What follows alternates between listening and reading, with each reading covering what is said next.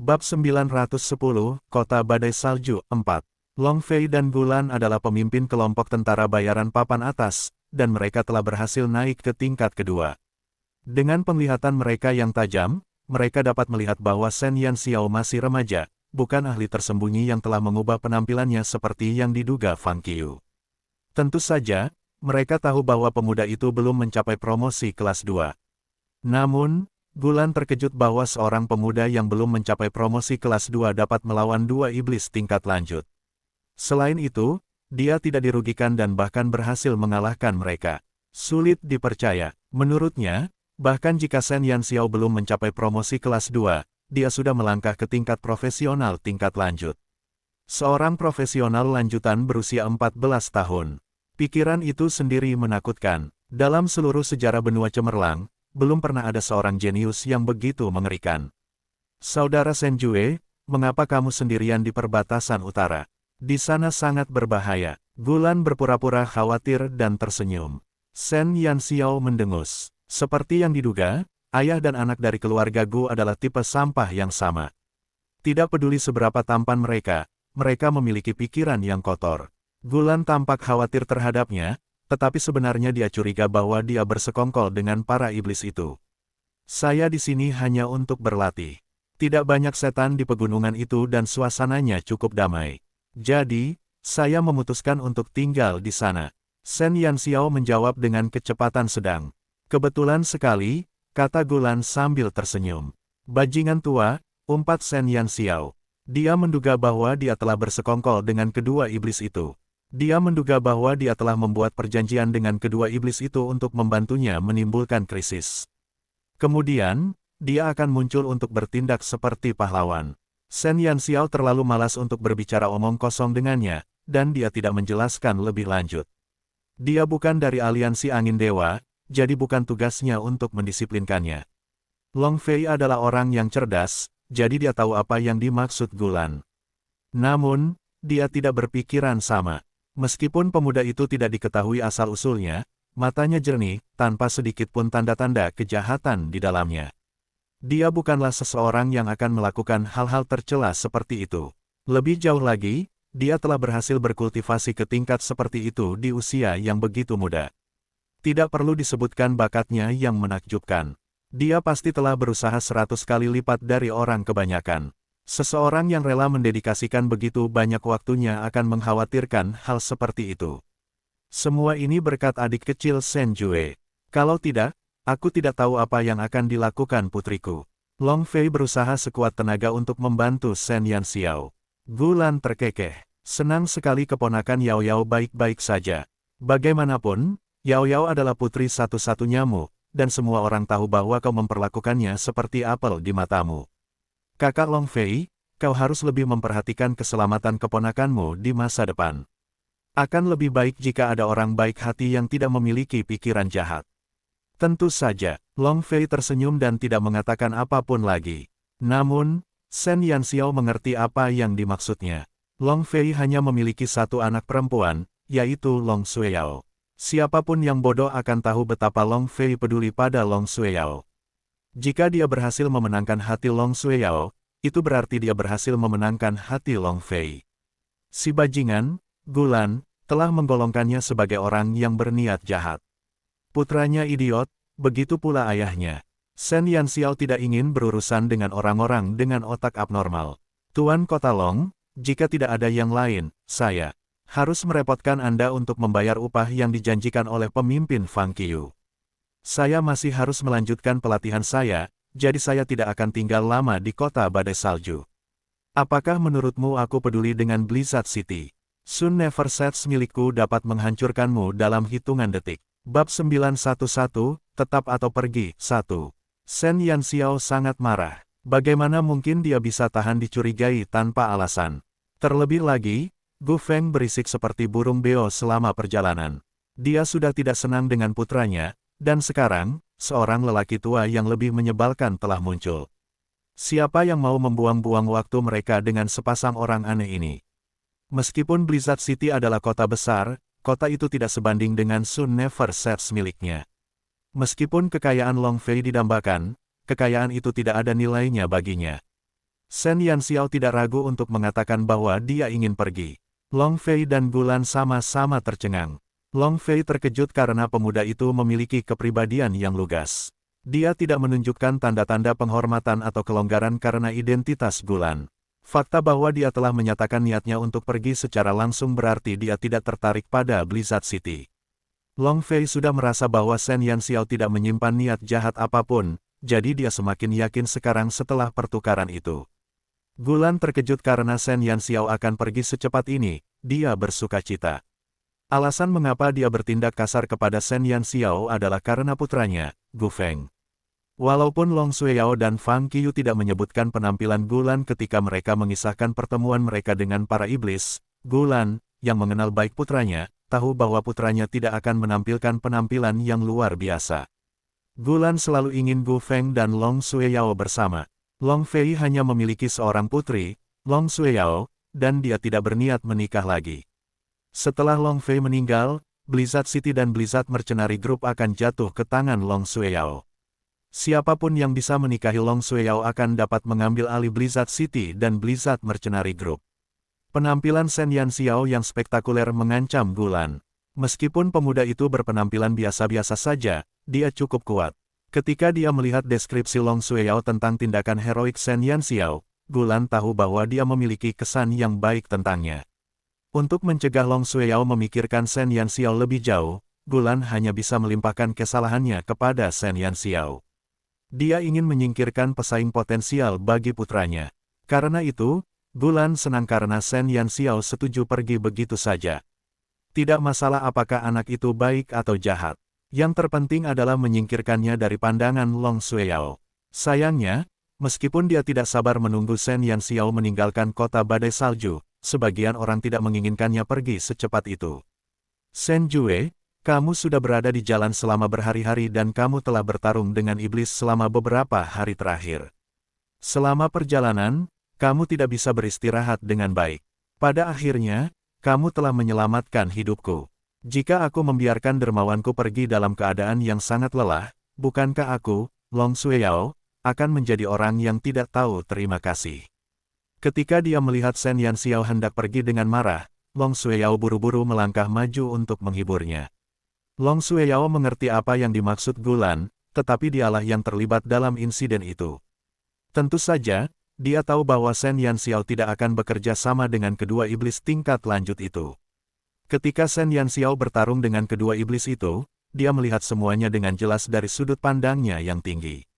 Dia telah mengalahkan lawannya dengan kekuatannya sendiri. Long Xueyao marah dan cemas ketika dermawannya diragukan oleh para tetua. Namun, karena hubungan antara Gulan dan ayahnya, dia hanya bisa menghentikan Shen Yanxiao pergi. Shen Yanxiao mengerutkan kening. Dia tidak senang dengan keluarga Gu, tetapi dia menghargai karakter Long Xueyao. Bab 912, Tetap atau Pergi, 2. Nona Long, Anda baik sekali. Itu tugas yang sederhana, jadi Anda tidak perlu berterima kasih kepada saya. Sayalah yang setuju untuk mengawal Anda sampai ke sini. Karena saya telah mengirim Anda semua ke sini, saya tidak punya alasan untuk tinggal lebih lama lagi setelah menerima upah saya. Shen Yanxiao telah mencapai tujuannya. Dia tidak tertarik pada apapun di Blizzard City. Satu-satunya hal yang menarik baginya adalah artileri petir di tembok kota.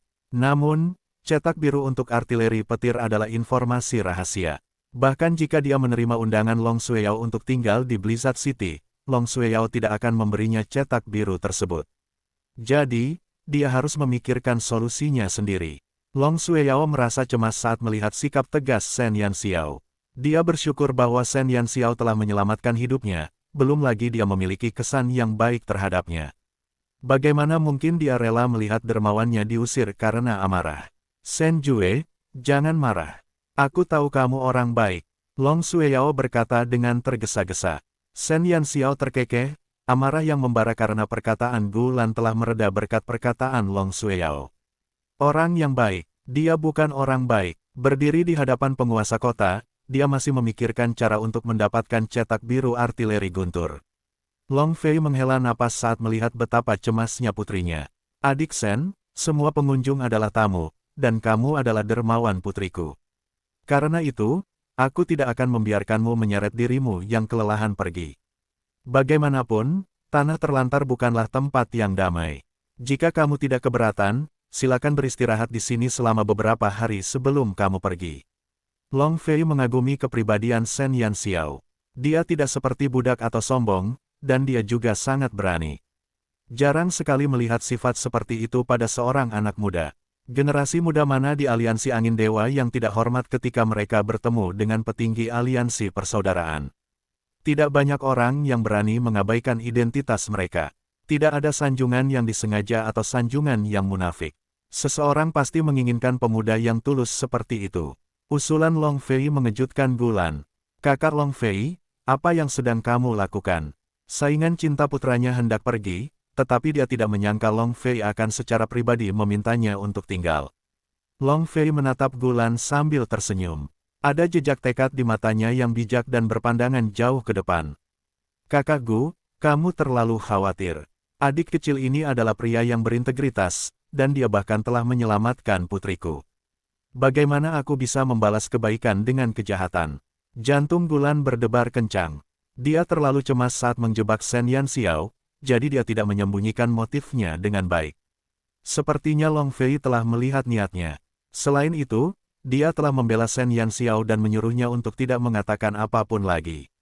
Walaupun Gulan tersenyum, dia mengumpat dalam hati. Long Fei masih cerdik seperti sebelumnya. Gulan tidak mengatakan apa-apa lagi. Jika dia mengatakan itu, Long Fei tidak akan mudah dihadapi. Bagaimanapun, Long Fei adalah penguasa kota Blizzard City.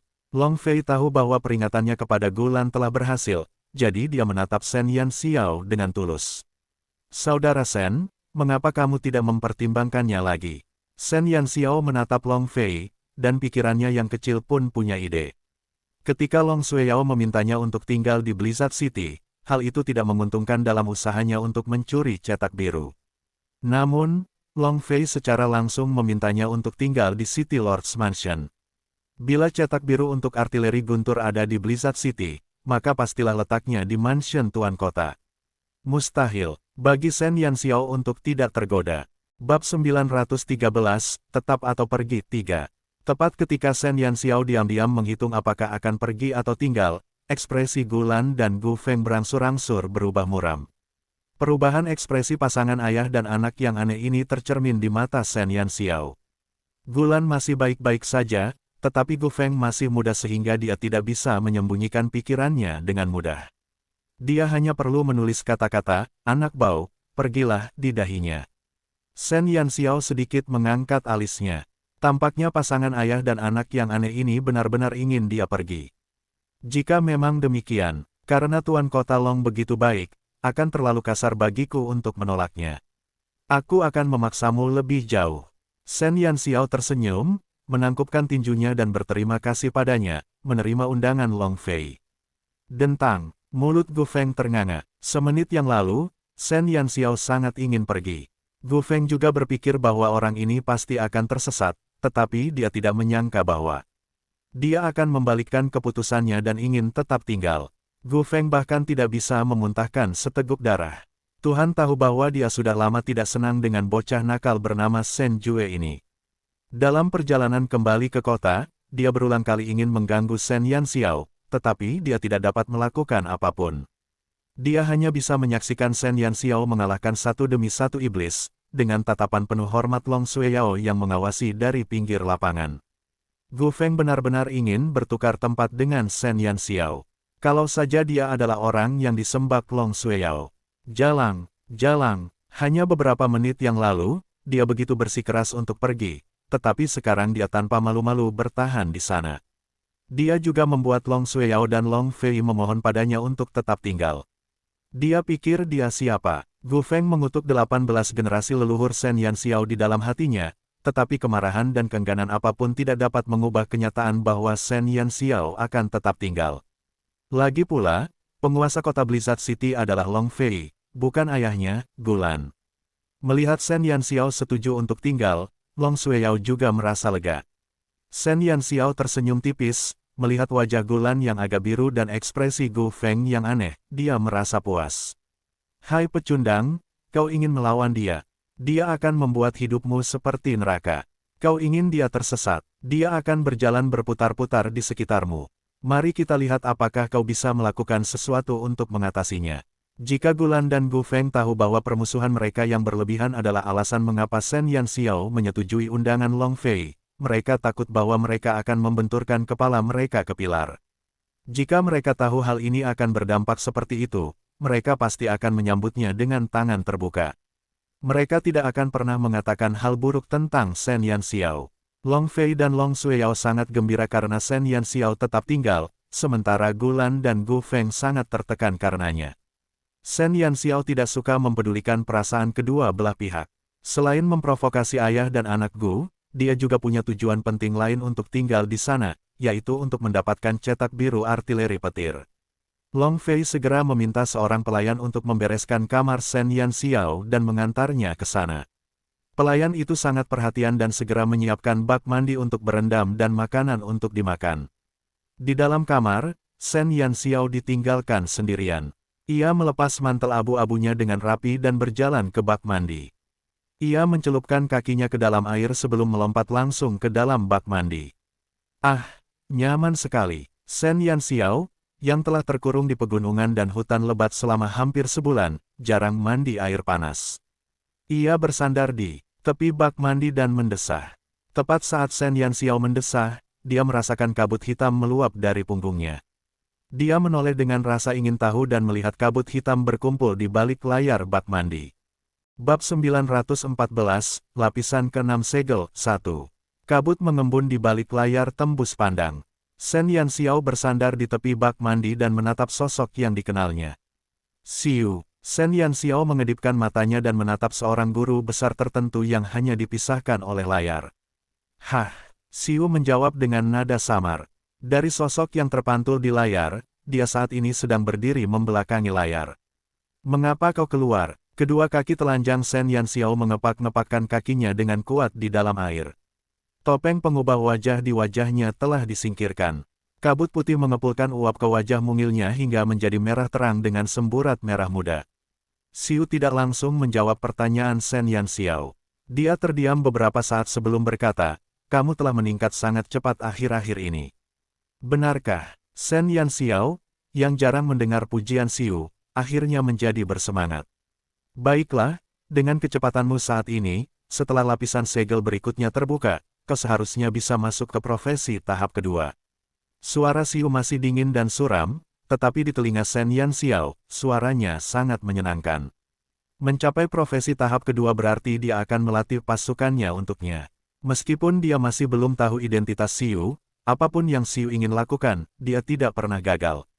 Karena dia berani berjanji padanya, dia pasti sangat yakin dengan kemampuannya untuk melakukannya. Tak seorang pun tahu betapa brutalnya pasukan yang dilatih oleh seorang guru super seperti itu. Shen Yanxiao sudah membuat rencana dalam benaknya. Agak disayangkan memberikan manusia biasa kepada Siu untuk dilatih. Lagi pula, dengan kekuatan Siu, siapa yang tahu betapa mengerikannya isi pelatihannya. Lagi pula, tubuh manusia masih rapuh. Mungkin setelah dia melatih mereka, lebih dari setengah dari mereka akan berakhir mati atau terluka. Ini agak tragis. Namun, iblis berbeda. Iblis secara alami memiliki fisik yang lebih kuat daripada manusia. Selain itu, dia memiliki semakin banyak iblis di bawah komandonya. Membiarkan Siu melatih iblis tampaknya merupakan hal yang paling tepat untuk dilakukan. Pikiran Shen Yanxiao penuh dengan perhitungan, dan wajahnya tidak bisa menahan senyum. Berapa lama lagi sampai aku bisa membuka lapisan segel berikutnya? Dia sudah sangat ingin melihat seberapa kuat pasukan yang dilatih secara pribadi oleh Siu. Jika kamu mau, kamu bisa melakukannya sekarang, kata Siu. Sekarang, Shen Yanxiao tertegun sejenak. Mereka baru meninggalkan Sun Never Sets kurang dari sebulan, tetapi dia sudah bisa membuka lapisan ke-6 segel itu. Sebelumnya, butuh waktu yang cukup lama untuk membuka setiap segel karena kurangnya elemen gelap dan beberapa masalah dengan kultivasimu. Karena kamu telah memasuki tanah terlantar, kamu sering beristirahat dari kultivasimu, jadi aku tidak terburu-buru untuk membantumu membuka segel. Sekarang kultivasimu telah mengejar kecepatan membuka segel, itu tidak masalah lagi. Kata Siu acuh tak acuh. Dia tidak menyadari bahwa kata-katanya membuat Shen Yanxiao hampir muntah darah. Tampaknya segel di tubuhnya sudah bisa dibuka sejak lama. Namun, guru besar ini membencinya karena malas berkultivasi, dan karena itu ia menunda kecepatan pembukaan segelnya. Shen Yanxiao sangat memahami apa artinya mendatangkan bencana pada diri sendiri. Sun Never Sets berkembang pesat, tetapi dia tidak tahu berapa kali dia dibenci oleh guru besar Xiu.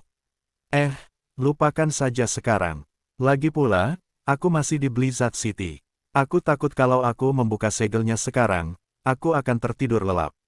Bagaimana kalau kita mulai di malam hari? Meskipun Shen Yanxiao agak khawatir, dia masih tidak bisa menahan rasa pusing di hatinya. Profesi tahap kedua, ini adalah wilayah yang banyak orang tidak akan pernah berharap untuk mencapainya. Jika dia dapat meningkatkan kekuatannya ke level pakar kelas 2 selama tinggal di Blizzard City, maka rencananya untuk mencuri artileri guntur mungkin akan berjalan lebih lancar. Bab 915, Lapisan ke-6 Segel 2. Berpikir tentang artileri guntur, Shen Yanxiao benar-benar ingin mendengar pendapat Xiu tentangnya.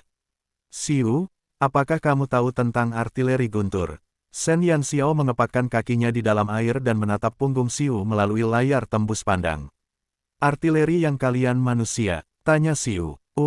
Ya, Shen Yanxiao merasa sangat rumit setelah mendengar Xiu mengatakan, kalian manusia, terutama setelah dia tahu bahwa ada sedikit darah elf di tubuhnya. Tepatnya, dia tidak sepenuhnya manusia. Aku tahu itu, kekuatannya terlalu lemah, komentar Xiu tajam. Sudut mulut Shen Yanxiao berkedut sedikit, lalu dia mencoba menenangkan hatinya. Apakah dia masih berharap mendengar pujian atas artileri itu dari seorang pria yang bisa menghancurkan binatang ajaib tingkat 8 dengan satu jari? Bagi kalian manusia, itu seharusnya tidak apa-apa. Artileri seperti itu didasarkan pada aura pertempuran dan sihir pengguna. Satu-satunya hal yang dapat dilukainya mungkin adalah makhluk-makhluk di benua Brilliance milikmu. Namun, jika kau menggunakannya untuk menghadapi naga, aku khawatir kau bahkan tidak akan melukai daging mereka, Xiu beralasan. Baiklah, dia tahu bahwa naga sangat ganas. Sisik naga mereka sebanding dengan kaca anti peluru, tetapi dia tidak pernah bermaksud menggunakan artileri untuk meledakkan naga, oke. Yah, aku hanya berniat menggunakannya di benua cemerlang. Aku hanya ingin menghajar orang dan binatang iblis. Shen Yanxiao tersipu malu. Kalau begitu, itu tidak buruk, kata Xiu. Mendengarkan nada menghina dari seorang guru besar, Shen Yanxiao menelan kembali kata-kata yang sudah mencapai ujung lidahnya. Kalau ada guru besar tertentu yang mengetahui bahwa dia benar-benar berencana untuk mencuri artileri guntur yang katanya lemah, dia bertanya-tanya apakah dia akan dihina lagi. Kau menginginkannya, Shen Yanxiao tidak mengatakannya, tetapi Xiu sudah menebak pikirannya. Itu masuk akal. Ketika Shen Yanxiao pertama kali memasuki Blizzard City, dia berdiri di gerbang kota dan memandangi artileri petir itu untuk waktu yang lama. Jika Xiu masih tidak mengerti pikiran seorang lelaki kecil, dia akan hidup sia-sia. Aku mau, dia anak yang baik, jadi dia tidak akan berbohong. Meskipun benda ini mungkin tidak berarti apa-apa di matamu, benda ini adalah senjata yang sangat bagus untuk mempertahankan kota. Bukankah orang bijak dari alam dewa mengatakan bahwa akan ada gelombang binatang buas dalam waktu setahun? Pada saat itu, matahariku tidak pernah terbenam dan kota oriental mungkin akan dikepung, jadi akan lebih baik jika memiliki beberapa artileri untuk mempertahankan kotaku. Shen Yanxiao dengan hati-hati menjelaskan kebutuhannya akan artileri. Sayangnya, saya tidak punya cetak biru apapun. Blizzard City milik Aliansi Angin Ilahi, dan artileri petir milik Aliansi Angin Ilahi saat ini adalah artileri tercanggih di tangan manusia.